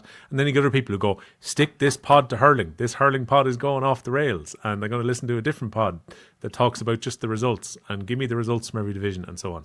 Just roll with it. Let's just see one of the things we figured out though this year is that we do actually have a big female listenership. Yeah. After we mentioned it in one of the pods, I got a few messages from people saying that we actually like hearing a few from the man side, a few of the children issues, etc. So I know some people come along and they say, don't be talking about that, but it's like there's actually a lot of people, just because they're not giving out in the comments, there's a lot of people there actually saying, yeah, I want to hear about that. And as well, I agree with you. Like this week, there's been one match. And a lot of people do very well to get 1 hour out of one match, but like most weeks when we're actually here and you have 6 matches, or let's say 6, you're trying to get a decent bit of analysis into each match to do it justice. Because to be fair to the lads on telly, they don't have time to do that. You can't drill into it with ad breaks and all these sort of things as well. But also then you're trying to keep it nice and balanced, because one match might be a bit juicier than another match. Like you might have 6, 7, 8 games, busy weekend there. But one match really is good and you want to dig into that. But another match was absolutely dead rubber. You're not going to spend 6 minutes on the Savage match and then 6 minutes on the absolute dead rubber. Like, it's natural that you just... you have hit a very fair point, which was even like last week's pod. So it was kind of going, Jesus, Kilkenny have taken a generational beating and we've just seen Limerick kind of, put down the Cork hype train a little bit last week. And I had no problem when the pod was ticking over and get 40 minutes and we'd only discussed those 2 games at that point. I was like, that is absolutely fine. Because I remember someone saying to me on season 1 of this, it was something like, oh, you ended up talking about Limerick for 16 minutes and you only talked about Clare for 8 minutes. I think it was going to the semi-final weekend or something. And I'm there going, lads, we don't run a stopwatch and go, every team is going to get absolute equal weighting. We do what's interesting from the weekend before, what we observed, None of us sit down with a plan before this starts. I think we talk for 2 or 3 minutes beforehand. This idea we have some kind of pre-production meeting or something is slightly fanciful. That's not really how podcasts work. We do fire off a few messages to each other along the way. Maybe that gives an indicator as to what we're going to talk about. But we don't sit down and plan this out like a radio show. That's meant to be the joy of a podcast, is that who knows where it's going to go and who knows how long the podcast will be and so on, or how short a podcast might be. It's just whatever tickles our fancy to talk about it. So anyway. The other thing as well, actually, to mention is, and we mentioned it previously in other years, is that, some people were saying we weren't covering like Division 2 and things. And the one thing we were saying is that, where do we watch it? We can't see it. That's the thing. Like we've struggled to see Division 1B matches this year, never mind 1A matches. Like, so Division 2, and what we actually said previously, and I think we're more than happy to do it. I'd certainly do it the odd weekend, is where the thing is, it's a time restraint. It's where if we're recording this of a Sunday and like a Division 2 match is of a Sunday and someone sends us the analysis of, like, let's say a video, I'd throw it on there and watch it, and we could happily one of us could give a review of that. But the fact that either there's so many matches but so little of them are covered, that's the big problem. So, and it's often a point to just see coming up where it's like, we try to get it out as early as possible we can, but also at the same time, when there's no coverage of these games, you don't want to be taking the piss by pretending that you did see it either. Part of as well why I often do the kind of what we would call the Division 2 roundup towards the end or whatever is just because of the nature of usually on Sundays, I'm about to finish doing it, but if people are particularly around the Midlands, they'll be like, I think I recognise that voice. I've worked Midlands radio for the last kind of 20 years or so, and so I've been covering a lot of teams that are in Division 2 and maybe 2 Division 2 games on a weekend or whatever else. So chances are I'm probably a little bit more familiar with it than the guys are. But they're not going to get a chance to watch it. Generally, you're reading a report and you're seeing that player X, Y, or Z has done whatever, and Laois won by whatever margin against Meath. And outside of that, it's reasonably superficial, which is totally different to, say, last Saturday, where we were blessed. It was a hurling-only weekend. We could sit down and watch 2 live games back-to-back. And then we also had a game and a player game on the Sunday from TG Carr. And afterwards, there was also a replay of the third game as well. Like, last week was fantastic. There was access to nearly everything. And today, even the fact that... and it doesn't need bells and whistles, by the way. To show it, I was watching the TG Carr player for the Waterford tip game, and after the break, one of the producers was just like, Micheál, you can start commentating there again, and it just goes, hello, welcome back, and off we go into the second half. There was no pitch side or whatever else, any of that type of stuff. It was just nice and plain, but it was fine. We got everything that we needed from it. Which brings you around nicely. Murph, what did you make of Waterford versus Tip today? I'd love to actually see this now when we look back. Minutes later. I'd say it was minute 17 when Skehill finished talking about it. Anyway, it doesn't matter. Give or take. There's a bit of a gap in the middle of it there now if you're a Waterford or Tip fan. I can't even work off what Skehill said because I can't remember. So this will actually serve no, what I was going to say is this is served to say I could go in the exact opposite direction. Long ball versus short ball. I was saying Waterford short game was not hectic. Oh yeah, fair play. That after the league, yeah. No, like one of the things that struck me, to be honest, was that obviously Waterford took off at an awful rate, and you could just see that there was a big win there. And it's not a case that you always say the old cliche of win doesn't win matches or whatever. But I really got the impression that this was going to be, to use another cliche, a game of two halves, because I never felt nervous for Tipperary that they were going to lose the game, even though they were down by 10 points at 35 minutes gone, and then obviously popped over the next 2 points to bring it back to 8. When I spoke a few weeks ago about Galway and Cork, Galway were up by 7 points, about 25 minutes gone. And I was saying then, if they could push that out to a 9 or 10 point game, potentially Cork change up their position. That's kind of if Waterford went ahead by 11 points or 12 points, and people might think I'm being pedantic in that today, that's, I think, for me, is where I'm going, well, if there is a big wind here now, but they're really getting into a zone with this wind that Tipperary will find it hard. So even though Tipperary were down by a nice bit going in half time today, I was still going, I just think Tipperary are going to win this match, because playing into the wind at stages there, they weren't taking shots from even outside the 45, within vicinity of the 45, because it was such a playing into the teeth of that wind. So I was saying, okay, Waterford are going to have to do this now in the second half. And am I seeing much of a threat from Waterford that's really going to rack up a score there? I think Waterford got 1-3 in the second half. So, I just felt that Tipperary would come out, start scoring well, and really then it'd be a case of trying to, I suppose, stem the tide for Waterford, which once Gerard O'Connor got the goal, and I was looking at Gerard O'Connor, he's another fella who looks like he's after getting bigger again. He really looks big, and part of me was just wondering, I said, if he got a bit of momentum, I really think, we saw how good he was maybe 2 or 3 years ago in the league. Big physical player. He was on the freeze that time, and he was really lighting it up. I think he's another player who, if he got a bit of traction this year, could be a big a big enough player now for Tipperary this year. Like, because he kind of just went under the radar for the last while, and Tipperary have had their fairly set 6 forwards there. But I was looking at him going, that's a fair lad to be bringing off the bench. But Tipperary looked sharp. They really looked like that. They kind of finished out the game in maybe 4th gear. Like they were in control. But the one thing I'd say for Waterford is that a small thing here would have kept Waterford in 1A. Like, I mean, this was not a down and out relegation from 1A. Where are we going to go from here? Like, beating Kilkenny. They weren't by any means beaten out the door here today either. Like, there was times there where they were down by 3 points, few minutes to go, and there was a few runs through on goal. They could have potentially, like Mikey Kiley came on, made a good run at goal.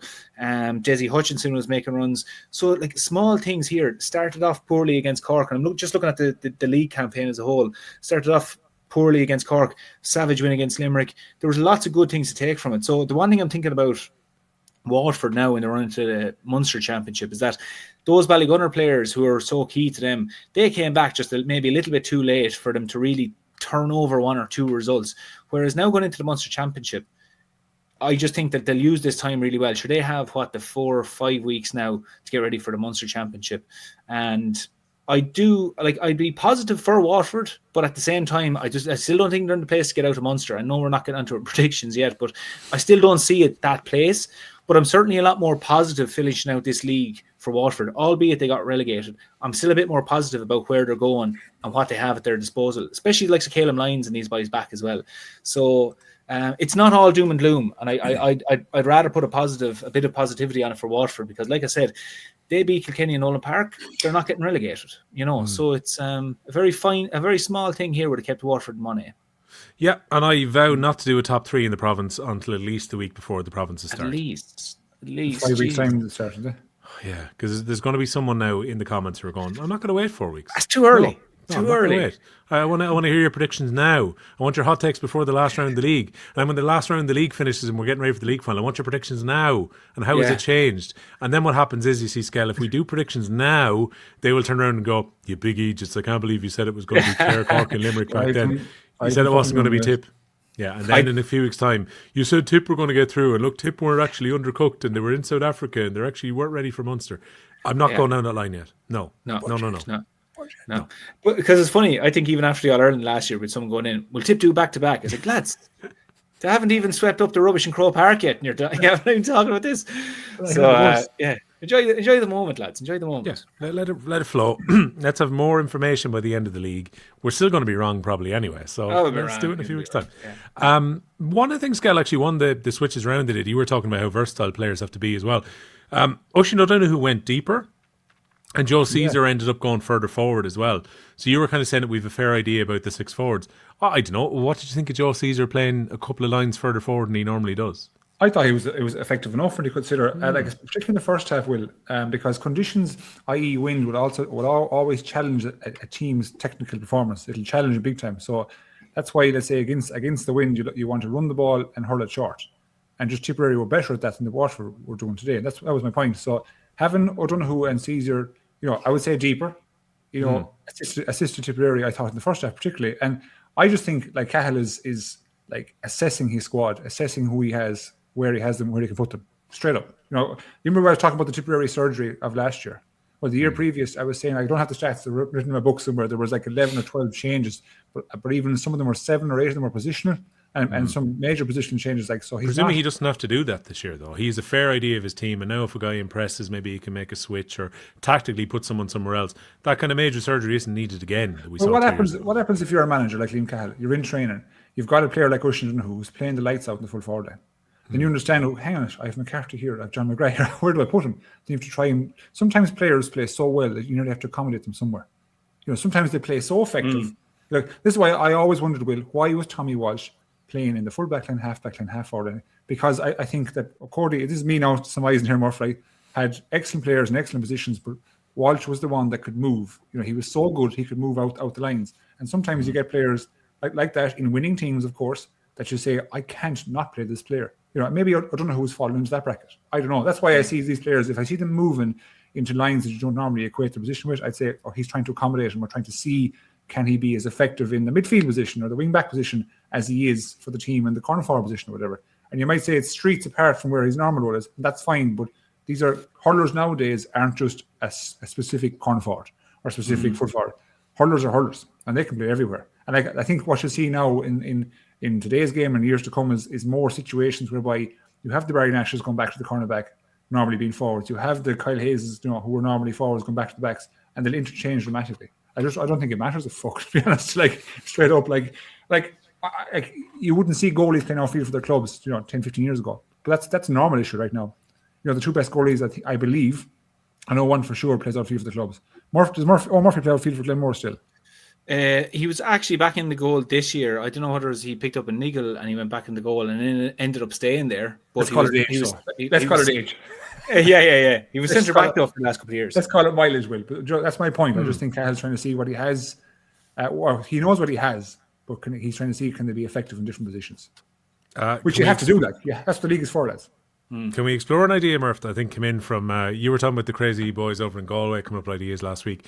Someone had the idea, Murph, to you of, well, if Talis is going to be the goalkeeper and he's getting backed by Derek Ling at the moment, why don't we play Owen Murphy at 3? Nah. Murphy tell you no himself there now. He played 6 for a while for his club, didn't he?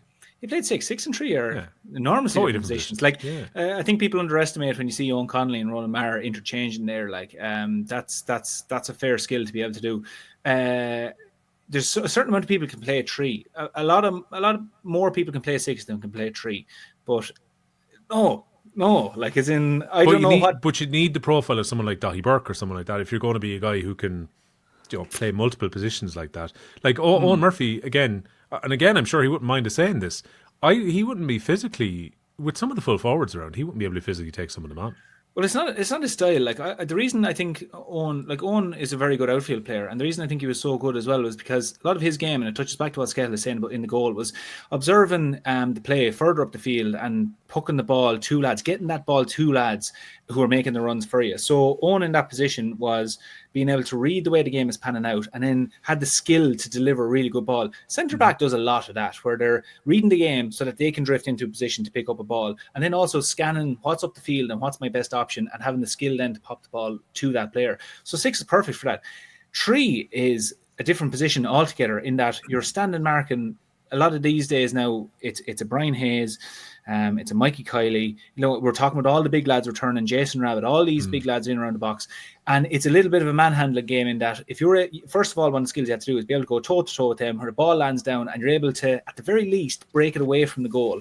But then also you have to have the speed off the literally standing position, and then your lad is breaking left or right. What I'd be asking is that where somebody would have seen Owen, that they would have said, oh, actually, he has all the attributes there to go and play in the full back line. But no, that wouldn't be one. At the end of the day, if you're going doing something that was a bolter, like Skehill likes good bolter, he does. Joey Holden's been outstanding for Ballahale at full back still. So the thing is the idea that you would just try and, it's like saying, let's play Paul Murphy corner forward. It's like, well, why are we doing that? What grounds do we have to think that lad is any good corner forward? None, and you'd be correct. So that's the reason I'm saying that. What have you seen from Owen Murphy playing on the goal for Kilkenny makes you think he can play full back for Kilkenny? You're trying to manifest something now, Murphy. He really is. He's like, stick me in corner forward, Ling. I said a story. I told Derek about this actually when we had the reunion at Christmas there, because I wouldn't see Derek very much at all, and I wasn't on the same. Derek retired the year I started with Kilkenny, so we weren't teammates. But after we won the county final, I was going, "Jeez, I'm hurling all right here now. This is good." And the phone rings a week later, 2 weeks later, Derek Ling. No, jokingly, I was going, oh, here we go now. And I rang him.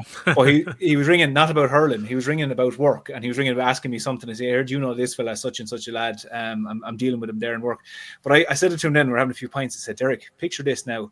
You're after winning the county final. You were hurling centre back. You'd scored a point and everything. And next thing, a few days later, after the dust settles, Derek Ling comes up on your phone. I said, here we go now. This is like Michael Murphy coming out of retirement. He was laughing. He goes, geez, never even thought about it. But obviously now, I was joking. He didn't think about it again.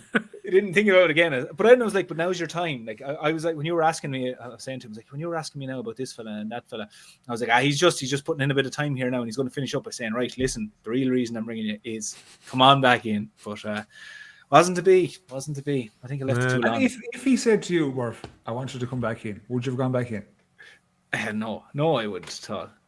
Like there's always a party. There's always a party. I say, what are the terms and conditions? I can only train Friday, Sunday. There's always a party. Like if you rang you, there's always a party. You go, do you know what? I hurled in the county final this year. Hurled in a Club All Ireland Championship. That's pride, though. Careful. What's pride? It's pride. That's the thing. Away, yeah. And the thing, and it's ego. Do you know that's the thing? It's ego. Like I was saying to there's always ego there, and there's always pride, and at the end of the day, no, like it's in trying to get your body back to where that was and where it is now. It's crazy. It's absolutely crazy. So, no, you would, but sure, it's like that thing where you'd always go, "Geez, do I have one last rodeo in me?" You know, do you know the way I describe it now? I was doing a circuit class there with one or two of the lads yesterday, and there was maybe 16 of us doing it, and it was just high rocks training. There was a few women, there was a few fellas, all different levels. And the trainer kept putting out, when you're doing old farmer's carry, he kept putting out heavier kettlebells for like, you just leave them there. You just leave them lighter. And there was all different, and he put out a heavy medicine ball. And he said to me afterwards, he was like, I knew you'd pick up the heaviest one because you were just pure ego, even if you meant you were in bits. He was like, I knew your ego. And I was like, you're dead right. The ego takes over. So I think as long as you talk to an intercounty player, if he's 47 years old sitting at the bar, he'll always think, there'll be one good game in me. There's 5 minutes in me. I was going to say 5 minutes. Not one good game. No, 5 minutes in me.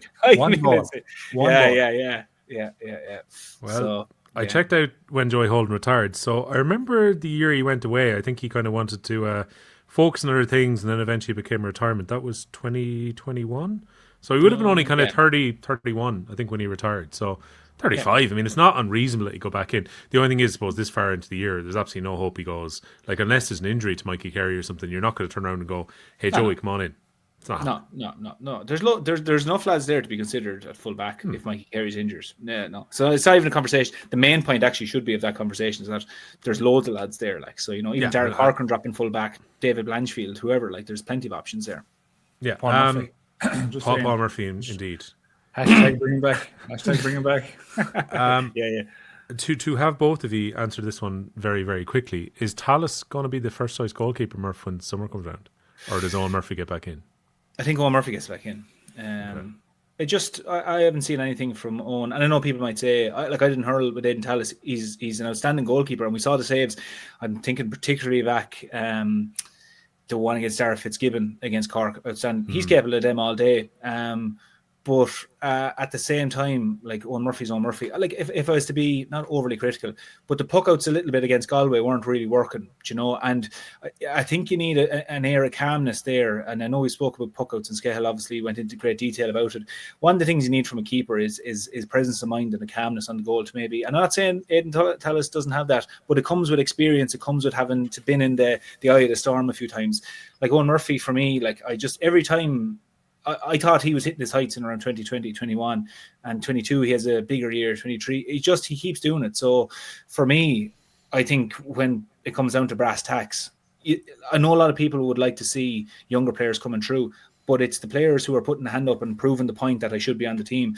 And I think Owen Murphy steps in. You know, he's a generational player, like, you know. So it's like so many times if Joe Canning, we'll just use Joe because we mentioned him earlier, Joe Canning doesn't play the league for Galway, and there's a lad on the freeze and whatever, and you're saying, does Joe stay? Like, of course Joe has to play because he's Joe Canning, you know. So there's players who fall into that category for me, and Owen Murphy's just one of them, you know. Okay. Before we get into this week then, plug, as they say at this point, we've gone over the 1 hour mark. And this is the Off the Ball GA Roadshow, which is coming to the Ulster Hall for the first time on the 9th of April 2026.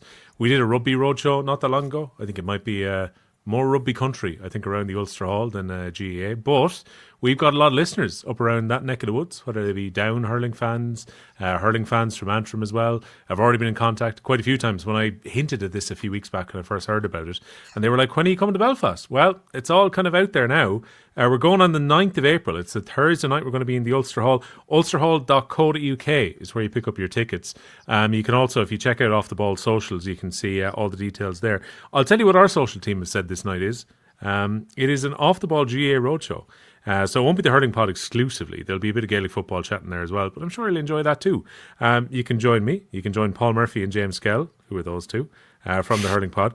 Owen Shee and Tommy Rooney are going to be there as well, and some special guests, which will be announced in advance, for a huge night of championship debate, big opinions apparently, and plenty of GAA. From the race for the Liam McCarthy and the drama of the Ulster Football Championship, nothing is off the table. Go to ulsterhall.co.uk. That says a lot in and of itself, that it's the Ulster Football Championship is more interesting than the Sam Maguire and the Liam McCarthy. That's what we're going to be talking about. Yeah, it is. We might be talking about the Joe McDonough, given that Antrim are in there and all that. But we shall see. We shall see. That is the 9th of April. If you want to go, check out ulsterhall.co.uk for all the details there. And you can see the two boys and buy them a pint afterwards and so on. It's a really nice venue, by the way. I saw the video of the rugby. Yeah, it looks class. Yeah, it looks really good.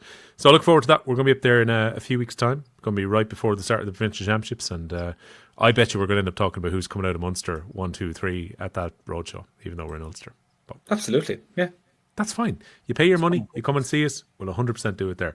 I don't think we're going to have any opinion on the Ulster Football Championship whatsoever. I have it in my mind that what could happen is James Skehill, is it going to be Armagh Donegal, or is it going to be... And you're just going to be there going, what? Tyrone have had a decent year, haven't they? Yeah. No, I'll be able to throw breaks. I was at Armagh's first Football All-Ireland. I was at Tyrone winning in 2003. Against Armagh, wouldn't that be correct? It was a great time. All these new guns were coming through at the time. Yeah. Another one then as well. Back in the day, at home, they used to get posters in like the yearbooks and the GA yearbooks. They're brilliant. Yeah, they're brilliant. I used to have Dennis Bergkamp on my wall. I also had Anthony Malloy of Donegal on my wall for a good few years. So like I always thought Anthony Malloy was pretty. I think he had a great year in 91, maybe 92. So the picture of Anthony Malloy. So if there's a little bit of football, I can jump in there and just kind of talk about my poster. After that, I'm fairly caught. We'll leave it to Tommy, we'll leave it to Owen, we'll leave it to whatever football guests that are there. I think we can disappear off the stage when the Ulster football chat starts. I can see it happening now. Owen or Tommy are like, well, the great news is after the penalty shootouts we've had in Ulster football finals, it's not going to happen this time as a replay. And the three of us are just slowly but surely just sneaking off the stage at the same time, and we're gone. Yeah, we'll go for a pint with the hurling people. We will. But, 9th of April. Isn't there a pub in Belfast? Is it like called the Hairy Goat or something like that? There's something goat. There's one of them. I was in Belfast before. Belfast is great. It's brilliant. But there's definitely something I think is called a Hairy Goat or something like that. To my great shame, quite aside from say flying out of Belfast a few times recently, I haven't gone half as often as I should. That's brilliant. And I think that's probably true of a lot of people in the south, as they would say, who probably don't venture up to Belfast half often enough. It was a good city the last time I was there, but I don't go half often enough. Sorry, it was the Dirty Onion. And the Dirty Onion, what a name. Is one, and the Thirsty Goat is another one. A great one. Goats are thirsty. I'll tell you, I can guarantee it'll be 3 thirsty goats who'll be going along to that one. It'll be the 3 of us. So the Hurling Pod with Applegreen, by the way. We're helping you relax, recharge, and enjoy the journey ahead. This week, I kind of had images right before we started this, or at least notions that what we were going to do was we'd touch on the Waterford tip game, we wouldn't talk about anything else, and we'd end up just talking about the weekend that comes, and that was going to be the podcast. And here I am looking up at the counter. 1 hour 20 has elapsed at this point already, and we haven't talked about next week whatsoever. So I think we do like a detailed preview within the members pod, but let's hit the main note scale and talk about the week to come. So I have the joy of having the tables and fixtures in front of me here, as prepared earlier. I had to update it slightly because Waterford have now slipped below Kilkenny and Tipperary after today's result. You might wonder, why are Waterford behind Kilkenny even though they've got a better scoring difference? Head-to-head comes into it if those two teams were level. So that's why Waterford are down. It doesn't matter if Kilkenny win or lose on the last weekend. So Waterford and Offaly confirmed relegated. Waterford have obviously run out of games as well, which is the reason they can't move up from where they're at now. Tipperary moving away into that kind of lovely safe zone where they've gone on to 6 points ahead of the last weekend. And then top of the table, it's a simple enough permutation, really. Limerick and Cork, who top the table currently, Limerick ahead of Cork on head-to-head, have to avoid defeat in the last round of fixtures if they're to qualify for the final. And Tipperary and Kilkenny feels like just that game in the middle of the table where both teams shake hands afterwards and move on to the championship. So the fixtures that we have for this weekend in Division 1A, we have got Cork versus Offaly, which, again, I'm not going to dwell on this one too much, given that Offaly are relegated. Offaly are now thinking about championship. I would presume Offaly will rotate the team a little bit. I think most of them went to watch Murph's team, the Arsenal, this weekend, beating Everton, was where the Offaly hurlers were. They go to Cork. Cork aren't slipping up, lads, are they? No. There's no world where that happens. Not an ocean. No, there's too much of a gulf there between them at the moment. So no. Yeah. So there you go. That's just not going to happen, as they say. No. Limerick against Galway is the other one which has importance on it, and this one is tasty. Despite the fact that Skehill's mates wanted to say, throw the game, put out the second team, don't take a scutcheon from Limerick, don't want to ruin your good mood ahead of the Leinster Championship. What chance are you giving Galway this weekend, Skehill, to go and turn Limerick over? Because this is a league semi-final. This is a de facto semi-final. League semi-final, I do see Limerick going as strong as they did against Cork, and Galway will probably go as strong as they have available. Great game to get. I'm delighted to get the game because normally when a new team is coming and there's an air of positivity around them and they've had 2 or 3 good results, you want to see what they're made of against real top level opposition, and it comes no better than Limerick. So I want them to go full duck, no dinner, and have at it. And I still think from the off there's a 5 or 6 point separation. Limerick obviously been better at minimum, but I want to see what Galway put forward. Limerick is a hard place to go to, but as I said last week, when you go there and you go with your full complement and you play against their full complement and you see how the game pans out, you learn way more with that game than you do if you go down with, I would say skewed aspirations like some of my mates have, So go at it and see what you learn. And it might put up some interesting information that you didn't know about. It could be on personnel, it could be on tactics, it could be who knows what.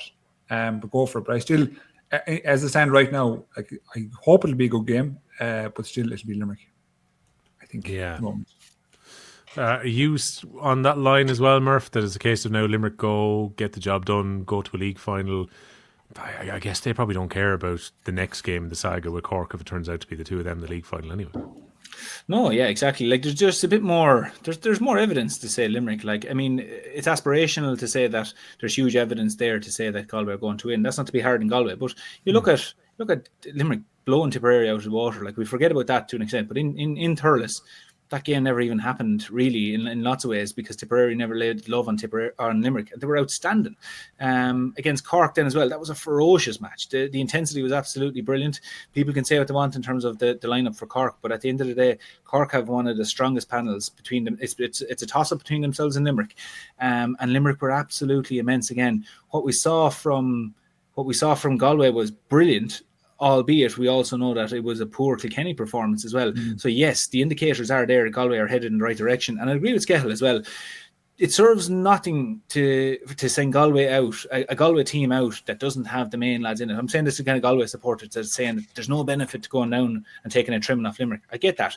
Insulating players from exposing them to Limerick won't do any good. At the end of the day, if you're pointing towards, geez, Galway are headed in the right direction here. Headed in the right direction means they're going to go maybe win a Leinster final, and who knows then after that, an All-Ireland semi-final, depending on who they might meet, they could get to an All-Ireland final. That's the real positive, optimistic side of a Galway supporter. Well, shielded them now from a Limerick does not and only cod yourself that you might be any good, So you go down to Limerick, throw the kitchen sink and your neighbour's kitchen sink at Limerick, see what happens. And exactly as Skehill said, so a few things might fall out of it. 1 or 2 lads that had good to very good league so far might be outstanding down below. Another fella who have been really good and the heat of battle might have maybe shied away from it. So if I was Micheál Donoghue, I'd be riling these lads up to the last and sending them out and hoping for a big performance. And here, if these lads get bet by 5 or 6 points, because this Limerick team is so good, there could be still a lot of positive things to take away from it. So I'm in Skehill's house there in terms of fire out the best team you have, tell them you're sending out a really strong team and perform. And all the subs who come on, perform and take what you can from the match. Quite a few of the comments before we talk about 1B from last week. They get loads of traction because they drag other people into the conversation as well. But just having a look through some of them here. Castle Long 333. I think Leinster is actually extremely interesting this year because it's now a battle between 2 groups and 3 different reasons. In Group 1, I see Kilkenny, Galway and Dublin to fight it out for first place, second and third. And then Group 2, you've got Kildare, Offaly and Wexford, and who goes down can either make the break into the top 3. I personally think the team in the biggest danger is Wexford. And there were lots of Wexford fans who were talking about their concern within the comments last week as well. Dublin's Fair City, talking about the highlight of the weekend gone by. Here's his take on Kilkenny after we talked about Kilkenny last week. On Kilkenny, I think they're fairly average by their standards. I would expect all 5 Munster counties will beat them in Croke Park, and the likes of Cork or Limerick would hammer them out the gate. Luckily for them, they're in Leinster, which is pretty average, and as such, they should be good enough to be one of the 3 that qualifies this year. I expect Kilkenny to be relegated to Division 1B. That didn't happen. And dethroned as Leinster champions as well. They are Skehill, uninspiring, insipid, and not the greatest strength and depth. That sounds a bit like, not even from an analyst's perspective, that sounds a bit personal, doesn't it? Yeah, the one thing I'd say about that, and it's not defending, I'll say not defending Kilkenny, like saying that I think all 5 teams in Munster beat them. They've beaten Waterford and they just haven't played Clare and they haven't played Tipperary yet. But they've beaten, so already it's incorrect. Do you know what I mean? But one of the things where I often wonder about this, where lads go, Kilkenny and Galway wouldn't get out of Munster. The last 3 years, so the new league system is in the last 3 years. Each year, an Leinster team and a Munster team have been relegated. So like, we have no metric other than that to measure it by. And it's been Clare and Waterford have been the 2 teams relegated over the 3 years, because Waterford have been relegated twice and Clare have been relegated once. And it's been a mixture of teams between Offaly or whoever, I think Dublin. And so the only measurement we have is that. And, you know, when lads go like, oh, none of the teams get out of Munster. Well, Galway and Kilkenny have stayed in 1A. So, and whereas Munster teams have fallen into 1B. Mm-hmm. So there is a metric there to say that actually there's not a lot to that. So, and again, I think what that comment falls into in the back, it's a very knee-jerk response to the Galway match. That's where I think that one is. Now, you might be proven right in a couple of weeks in terms of Kilkenny's performance, and if they don't lift it, it's going to be a very short year for them. But, you know, I think very broad statements like that, I don't know. I think on any given day, particularly when we get into the championship, on any given day, we've seen lots of like, you go back last year, Dublin beating Limerick. Who saw that coming? Like, you know, and Dublin, third team in Leinster. So, you know, at times I think we can draw on, if you look at Cork and Waterford in the first round, people are like, Waterford are going to get the wooden spoon this year. Okay, they're relegated, but their performances didn't match what we saw in the first match. So I hesitate when I see these broad comments on lots of things like that. They're like, at the minute, I would call some of them comments naive, and I would call them, say, premature, because everyone knows it's all about championship. So the last championship game that we saw Kilkenny playing was a humdinger of a semi-final against the champions. Yeah, true. Yeah, that team is still there. The bones of that team, I know people might mention who are, that's fine. But the bones of that team is still there. So I think you should reserve comment. And look, here we are, a podcast talking about games just gone and games coming up. But you can't get a true judgment on Kilkenny for at least 2 more months. You know, and we can make all, you know, the assumptions and the cast aspersions about Kilkenny, but you can't. You just can't do it. Like, that's why when I heard the words that it's kind of strong language, Will, from that man. You know, that's why I said it felt kind of personal. He must have a personal dislike or distaste for Kilkenny after all the beatings over the year. I should point out it could be a woman. We've no idea. Dublin's Fair City is entirely neutral. Yeah. You and they, whoever they are, you've had beef before, so I don't want to open up beef here too much. Me? You and Dublin Fair City have argued before, yeah. Have we? Yeah, I remember reading you some of the comments from them before from the YouTube, and you had a shot back, and they were like, "I'll be the bigger person here, and not bow to Skehill's level or whatever," you know. Yeah, with no real name. Put your real name up there. You know, a little profile photo. Little address there, please. I think let them have their pseudonyms when it comes to YouTube. Fiol as well. Jesus Christ, Will, that's not what I meant, which was me shaving the week before. It was entirely your fault, Fiol. You said the beard got out of hand and gone. Where was the 1 or 2 other bits I wanted to put to you in terms of what was said last week? Oh, yeah. Kevin Hegarty, 5139, the 5,000 of the Kevin Hegartys. Is the penalty that Gallen manufactured not the same as diving to fool the officials? Why are the linesmen not protecting the defenders in those situations? I didn't think that was diving, out, to be honest. I just thought it was a bit of cleverness. Wrestling. No, like, it was Sean O'Donoghue that was the foul was committed by, wasn't it? Wasn't that it? I thought there was a little bit of, I suppose, a bit of cleverness on Gallen's side, but O'Donoghue shouldn't have been in as heavy on him, let's say. Now, that's easy to say, you know, sitting here in the chair. He was the lad marking him, and it was, you know, but it appeared quite kind of hands-on to an extent. Now, if Gallen was, how would you call it, not say exaggerating it, but he was selling it a small bit to the referee, that happens. You know, that happens. I don't feel too aggrieved by that, but I didn't look back over that free now a whole lot, to be honest, at the time. My memory of it was, maybe a little bit of clumsiness there. and I didn't feel too great. But was it? Like, I don't know what your opinion was. Was it a... Sometimes, Murph, I feel like those kind of incidents are the result of the last 40 minutes gone. Where there's wrestling and pulling and dragging, and it's just now I'm going to make Nail what I can. Nail a fella to get, let's say, my reward out of this, because in there's quite a bit of pulling and dragging. There's quite a bit off the ball. I'm not saying off the ball violence. I'm just saying off the ball jersey pulling, body checking, and sometimes I feel like forwards just say screw this and they try to win the free. Do you know what I mean? Yeah. That's kind of like the reward for going through 45 or 50 minutes of wrestling is the word I'd use. When I read that, because Gillane always seems to be embroiled in these kind of situations or incidents, because he's both a high ball target and a low ball target. Like, that's why I think defenders hang on to him a good bit.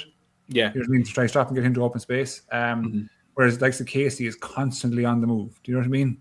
You never really see Peter Casey going 1-to-1 of those kind of balls, but you see Gillane because he's also an aerial threat. Hence why he gets body checked a good bit. But I thought it was a free or penalty rather. Sorry. Okay. I'm glad that O'Dwyer, Callan and McGrath has confirmed they're a Tipperary fan, as if they made out any point. You never would have guessed that. Couldn't believe the news about the streaming proposition. Can't describe how great it was to sit down Friday, Saturday, Sundays at the end of the inter-county season, see games at the back end of every county play out. On Clubber last year, I caught a few of Murph's games, even for Danesfort, for example, which I would never have seen otherwise. In Tip, I got to look at all the next generation of club players, wondered how many of these might have been on the extended panel for the following season, because I got to see them. We don't need bells and whistles, commentary, etc. We just want to see the games. If Clubber can do it, then RTGA could work with them as opposed to working against them. I think that was the most liked comment that was on YouTube from the weekend gone by. It's brilliant. The thing is, we obviously talked about it quite a bit, and we did a full members pod on it as well. I haven't seen anyone turn around and argue, well, actually, we should really cut down on the amount of streaming. I don't want to see games. Everyone was pretty much in full agreement that actually this would be a really retrograde step by the GA if they were to clamp down on it in the way they're intending to do so. So thank you to that Tipperary supporter. And I wonder if the pod influenced them where they went, Danesfort are playing. I think I'll have a quick look. I'd say it did. I don't know. Well, I'll be honest. They're a regular commenter, in fairness. Yeah, I'll echo their sentiment there of like they were saying they were watching games in Kilkenny no more than, let's say, my own club games. I was turning on games in Tip that, like, I wasn't going to the matches, like, but it was great to throw it on. You throw it on, you see what looks like the tastiest possible match here, and you just throw it on. Like Bursalee might be playing against Killadangan or someone. I'm making up fixtures here now, which are like, geez, that looks good. I'll throw that on there now, because not only is there lads there that you played against inter-county, but there's lads who will actually be playing. So they were great games to watch, and so I'd echo that exact point that I tune into games where I've never seen. I wouldn't be able to tell you the club colours of the team I was about to tune in and watch, and it was just having a match on was great. So I second that comment. So elsewhere then, when we go down to 1B, the way things stand going into the final round of games, so Clare are literally feet up, waiting for the league final at this stage. Promotion secured. There's 6 games done, 6 games won. They put up massive scores as well. 151 points scored throughout the 6 games as well. Had a good look at their panel throughout as well. Yeah, but look at the concession rate. The concession rate's high, isn't it? Yeah, 126, and some of the teams put up big scores against them. Do you remember Kildare put up a big score on them as well? Yeah, the one got 3 goals, I think. Yeah. When I saw the concession rate, I thought when I mirrored against Division 1A and Division 1B, I thought that their concession rate was the highest of the let's say the top 8. Yeah, they conceded almost as much as Offaly have, and Offaly are relegated in 1A. Sorry. If you want to look at that. No, but like I think they're within a few points of it. Now they have scored 90 more points, so that comes into it massively. But at the same time, just if we took the scoring rate into it, they have conceded more than Kilkenny, they've conceded more than Galway, they've conceded more than Cork, Limerick. Kind of for most of the teams on that kind of 5-game area, you're conceding somewhere in the kind of 110s, 115s, and Clare on 125 in the lower division. But they had the firepower at the other end. 6 wins out of 6. So Dublin have got everything in their own hands. They go to play against Carlow. Carlow do need a result because they're sitting at the bottom. Despite the fact that Down have lost all 5 games, Down go into their game against Antrim not relegated yet. So Down could win, Carlow could lose. 3 teams could end up on 2. The only thing is the scoring difference for Down is horrific. They're minus 80 after taking a few kickings in the last few rounds. So the chance of them staying up is minimal. It's a mathematical opportunity basically at the moment, but because 2 teams do go down in this division as well. But that's almost the de facto Ulster final between Antrim and Down on the last day. Kildare go to Wexford. Now, Kildare, Brian Dowling was pointing out last week, aren't out of it. if Dublin were to get shocked by Carlow and Kildare were to win, Kildare could sneak into second place on the last day, which would be the story of the year, I think, if that was to happen. Wexford have to take care of their business, I guess, and hope that Carlow take at least a point from Dublin, but it is in Dublin's own hands going into the last weekend. The question would be, lads, and I'll go to you first, Skehill, on this one. Are Dublin going to win in Carlow on Saturday evening and go up with Clare? Yes, I think it's fair to say. I think even though the most interesting fixture of the weekend is in that particular group is the Kildare and Wexford game, because Wexford they flattered to deceive a bit against Clare, and then Kildare were excellent against Carlow. So now you want to see where the graph, where is there a gulf between the teams still all the time, or how far have Kildare come, how far have Wexford come down, theoretically, and that'll probably tell us a lot about where both teams stand. And then there's Dublin. I think Dublin come away from Carlow with 2 points. I think they move on. They hit the league final versus Clare, and that's decisive. I think O'Callaghan wants momentum going into Leinster, because I think he sees. I think Dublin people as a whole, or the Dublin GA people, will see an opportunity, a real opportunity this year, to build on what they did last year. Last year, I think nationally, what they did last year, some may consider it, a fluke. Straight up, like that. If they played Limerick tomorrow morning, would that result, happened again? And I think 9/10 people in the country would say no. So I think now is the opportunity for Dublin to build this year, and especially when Wexford again are perceived not to be at their thriving best. People missing, gone away on career breaks, whatever you want to call it. Now it's time to catch them where. And I think Dublin are looking further. I would have always said Kilkenny and Galway number 1 and 2, straight up, and it'd be either Dublin or Wexford for the number 3 spot. I think Dublin are looking further. I think Dublin are looking for the number 1 spot, straight up. For what they have, and especially the management team, and potentially they're looking for the number 1 spot. Again, what's stopping Dublin from I suppose redoing what they did against Limerick? Nothing, just themselves. So that's why they're a dangerous animal. And Big Tom, the guard, I'd say to him religiously, "You're the ones to watch. You're the ones I'm worried about. Because we'll get up for Kilkenny, no problem. But them flipping Dubs, you never know what's going to happen with you guys. Straight up, and it could be Leinster final against them, lads. Doesn't matter what I say from here. Or dark horse will. Realistically, you could say Dublin win the Ireland, and he'll find something wrong. I was going to say, Big Tom will find something here. He'll go, "Geez, no, he did say it's going to be difficult for them to win the All Ireland, and that's enough of an insult towards me at that point." Yeah. Again, I think Dublin left promotion behind them last year. They had 2 games where they lost to the 2 teams that got promoted, but they were winning, I think, at 55 minutes in both of those games, and ended up just losing in the closing stages. Leinster was decent last year, got to the Leinster final, but didn't build on it the year before. This time round, they got to a position where they took down a Munster team, which was the next step for them within the All-Ireland series. I think a lot of the building blocks are there. I think the performances they've put in this league so far have been quite good as well. I don't see them having an off day, Murph. I think, again, with no disrespect to Carlow, having watched them a couple of times now, saw them against Wexford and saw the Antrim game, I don't know if Carlow quite get to Dublin's level. I think if Dublin play to their best, they win. Yeah, no, I'd agree with you, and you probably touched on it there. Is I think Dublin's consistency has really risen over the last couple of years, particularly under Niall O'Callaghan, and really, since his presence, since he's arrived on, they really have, I feel, kind of turned the corner of sorts. Again, Skehill is saying, obviously they hit the heights of beating Limerick. And there was conditions involved in that, the run in, they came in and kind of ambushed Limerick as well. It's absolutely not to take away from it. But again, if you're to say Dublin and Limerick go toe to toe, does that happen tomorrow? It most likely doesn't. But nevertheless, what I think was brilliant was that I met one of the Dublin players after the All-Ireland final, and we were just having a few points and chatting. And even from chatting to him, you got the sense they were really disappointed about the semi-final, in that obviously their charge never got going in that, and Cork were outstanding in the semi-final. But when I was reflecting on it, I was just thinking that if someone told me at the start of the year that Dublin would get to a semi-final and be savagely disappointed that they didn't mount a challenge and maybe go and win it, will you be saying to yourself, they're after having a mighty year? It's very hard to swallow that as one of those players there and then, but that's a huge marker. I went down as 2 years ago to Thurles and watched them in a quarter-final against Cork. Sure, I think I struggle to remember 1 or 2 shots from play that they really created an opportunity. In the last 5 or 10 minutes, they suddenly started charging at Cork in a quarter-final that Cork really had it won and done and dusted. So to go from that now to a place where they're really consistent, and you're really looking at them going, okay, this is a different beast now altogether, in that we're straight up expecting them, they're coming out of Leinster, they could be in a Leinster final, and if they come out the other side and they have a bit of confidence going, who knows? They're capable on their day of causing teams a lot of problems and turning over quite a few teams in the top tier. So I think they're in a really good position, and I'd echo what Skehill is saying there, that I think there's a lot in store for Dublin this year. And I think they're going to take each game individually. Not to say every team goes out and they go, look, we'll take these 5 games as they come. But when Dublin focus on each individual game, try and take everything from it, they're very good at that. So I just think, there's potentially a really good year for Dublin in store. Yeah. Okay.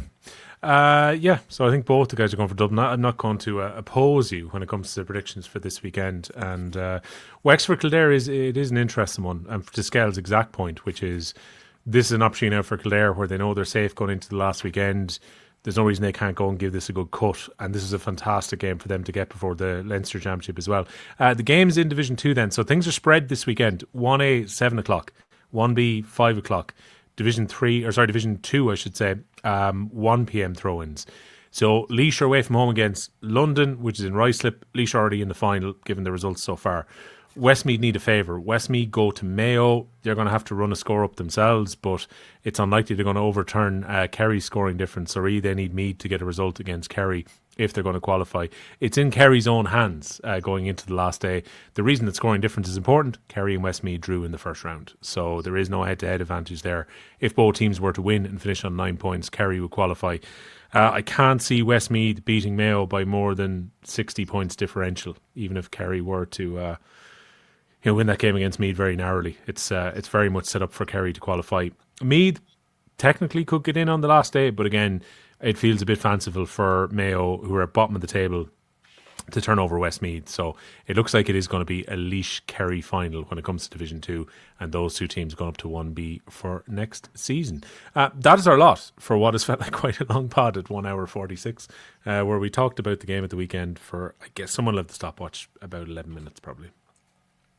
So 11 good minutes though. 11 good minutes. 11 quality minutes. Fantastic times. The good thing about this weekend, chatting to the guys beforehand, we did have a mini pre-production meeting, and we agreed what we're going to try and do this weekend is go live after the last round of Division 1A. We'll do it Saturday night. We'll come up with an exact time, probably around 9:30 this Saturday. We'll give you time for the interviews to be on the TV after the Limerick-Galway game. Then we'll sit down and we'll pod live. So you can come along. If you want to join us on YouTube at the weekend, by all means, fire questions at it this weekend. I know people love it when we do it. And usually we wait till Championship. But I think last round of the league, the way it falls on the Saturday this year, it's just good times for us to do a live pod. Paul Murphy, you've got a text there. I'm interested to see what it's about. Thanking you for joining us this week. Thanks very much, lads. We'll find out in the break what he was reading about. James Kell, we'll see you on the members pod. God bless. The Hurling Pod On Off the Ball. with Applegreen, making every journey better.